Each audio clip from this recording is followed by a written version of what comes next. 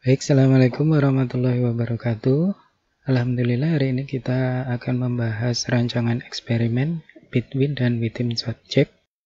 Ini adalah rancangan dasar dalam eksperimen. Rancangan selanjutnya akan kita bahas pada mata kuliah metodologi penelitian kuantitatif.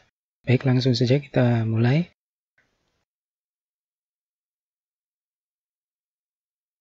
Jadi rancangan dasar dalam eksperimen ada between subject dan within subject. Baik, langsung saja kita mulai ke between subject dulu ya. Jadi between subject ini atau rancangan antar subjek ya, disebut juga independent group design atau random group design. Ya, jadi karena namanya independent group, ini maksudnya berarti ada dua kelompok ya, yang masing-masing kelompok itu nanti anggota dari kelompok tersebut adalah individu yang berbeda-beda. Jadi minimal ada dua kelompok partisipan, berbeda anggota, masing-masing berada pada kondisi intervensi yang berbeda. Ilustrasinya seperti ini, jadi misalnya ada satu kelompok partisipan, ya, kemudian dia dibagi dalam dua kelompok, ditugaskan ya secara acak ke dua kelompok ya, kelompok intervensi 1, intervensi 2, ya bisa juga disebut kelompok eksperimen dan kelompok kontrol. Ini sangat tergantung pada kondisi eksperimen masing-masing ya. Apakah kontrol itu sama sekali tidak melakukan aktivitas, tidak ada intervensi, ataukah intervensinya itu merupakan level dari variabel independen. Jadi di sini partisipan ditugaskan dalam dua kelompok secara acak, satu kelompok intervensi 1, kelompok intervensi 2. Nah, misalnya contohnya pada penelitian efek suara ya terhadap tingkat konsentrasi. Jadi misalnya satu kelompok itu adalah kelompok yang diberi high noise ya, suara yang keras mengganggu, sementara di kelompok kedua itu diberi low noise atau suara yang lebih tenang ya. Kemudian diukur tingkat konsentrasinya. Jadi dari dua kelompok ini nanti dibandingkan ya pengukuran konsentrasinya. Nah, harapannya nanti ada perubahan pada kelompok eksperimen ya, sesuai dengan hipotesis yang diajukan ya. Kalau misalnya eksperimennya itu tadi mengharapkan bahwa ada efek dari suara yang tinggi itu akan mengurangi konsentrasi, maka hasil dari pengukuran tes konsentrasi itu adalah bahwa pada kelompok yang low noise itu kemampuan konsentrasinya lebih tinggi. Nah, kemudian beberapa catatan terkait between subject ini ya, dia karena membutuhkan dua kelompok, berarti dia partisipannya lebih banyak. Ini salah satu kekurangan dari between subject ya, tapi karena partisipasinya lebih banyak, otomatis dia generalisasinya lebih kuat, lebih luas ya. Nah, kemudian juga karena eksperimen ini dilakukan pada dua kelompok itu, kelompok intervensi 1, intervensi 2, atau kelompok eksperimen, kelompok kontrol itu bisa dilakukan secara paralel, maka eksperimennya bisa berlangsung lebih cepat.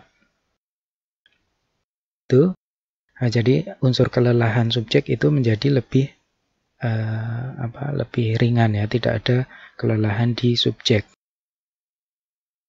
Nah, salah satu kekurangannya pada between subject ini belum tentu kondisi dua kelompok setara. Jadi tadi kita kan membagi dua kelompok, walaupun pembagian tadi dengan penugasan acak, tapi belum tentu kondisinya itu bisa setara pada dua kelompok tersebut. Jadi misalnya dia bisa saja satu kelompok IQ-nya lebih tinggi misalnya gitu ya. Oke, nah itu nanti akan menjadi confounding ya, variabel extraneous ya, yang mengganggu kesimpulan kausal atau validitas internal dari efek si variabel independen. Nah, oke, kita lanjut ke within subjects ya. Pada within subjects ini atau juga disebut rancangan sama subjek. Ya, pada rancangan ini jelas ya, itu karena judulnya repeated, jadi ada pengukuran yang berulang ya pada satu kelompok partisipan. Jadi satu kelompok partisipan mendapatkan paling tidak 2 kondisi perlakuan dalam eksperimen. Ya, jadi kalau tadi misal efek kebisingan terhadap konsentrasi itu kalau menggunakan within subject itu seperti ini ya ilustrasinya. Jadi satu kelompok partisipan ini tadi tidak dibagi ke 2 kelompok, tapi tetap berada pada satu kelompok, namun dia mendapat 2 intervensi ya. Jadi intervensi pertama itu dia mendapatkan high noise ya, kemudian diukur tingkat konsentrasinya. Baru kemudian dia mendapatkan intervensi kedua, low noise, kemudian diukur lagi tingkat konsentrasinya. Nah, kemudian tingkat konsentrasi setelah masing-masing intervensi ini yang akan dibandingkan gitu ya. Nah, beberapa catatan terkait within subject adalah salah satu keunggulannya ya partisipan dia lebih sedikit ya, karena memang kan satu kelompok saja gitu ya. Jadi lebih sedikit partisipannya ini sangat menguntungkan, terutama kalau ada kesulitan dalam mencari partisipan ya untuk eksperimen tersebut.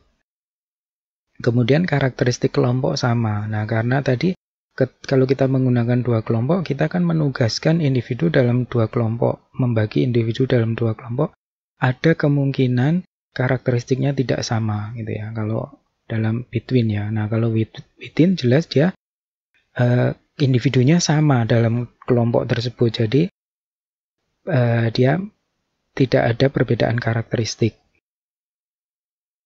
Nah, minimalisir confounding ya, jadi misalnya tidak ada perbedaan IQ, kecerdasan, kecepatan belajar, karakteristik fisiologis ya, karena memang 2 kelompok ini individunya sama gitu ya. Itu. Nah, kemudian partisipan berada pada lebih dari satu kondisi intervensi. Nah, ini tentu saja akan menimbulkan efek lain yang mempengaruhi validitas internal ya. Misalnya ada unsur kelelahan ya, juga ini dia berada pada beberapa kondisi eksperimen, otomatis dia menghabiskan lebih banyak waktu gitu ya. Oke. Kelelahan subjek ya, waktu lebih lama. Nah, pilih within atau between.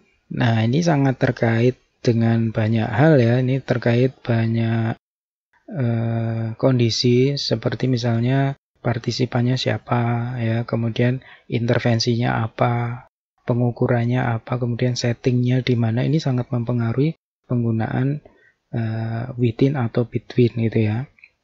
Dan memang ada penelitian yang misalnya tidak bisa kita menggunakan within subject, sama sekali tidak bisa menggunakan within, itu ada juga ya. Nah, nanti itu kita bahas pada video selanjutnya ya, terutama pada terkait metode penelitian kuantitatif eksperimen. Nah, kalau ingin didiskusikan silakan bisa diskusikan di forum atau di kolom komentar ya. Baik, itu saja. Terima kasih atas perhatian rekan-rekan semua. Saya akhiri. Wassalamualaikum warahmatullahi wabarakatuh.